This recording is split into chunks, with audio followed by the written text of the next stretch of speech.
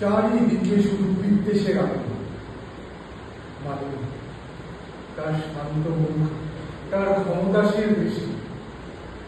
কেন এত ভয় পায় মানুষ তাকে? কেন এত ঘৃণা? আমি দেখেছি তার মধ্যে সেই আলো, যা অন্ধকারেও পথ দেখাতে পারে। তবে কেন এই বিদ্রোহ, কেন এই রক্তচক্ষু? আমার পিতার সিংহাসন আজ টলমল করছে শুধু একটি নারীর জন্য। আমার কর্তব্য কি? পিতার আদেশ পালন করা, নাকি আমার হৃদয়ের সত্যকে অনুসরণ করা? মালিনী তো কোনো অন্যায় করেনি। তার অপরাধ শুধু এই যে সে ভিন্ন পথে শান্তির কথা বলে। এই দ্বন্দ্ব আমাকে কুড়িয়ে কুড়ে খাচ্ছে।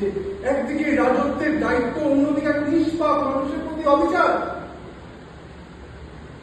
আমি কি পারবো এই অন্যায় বিরুদ্ধে?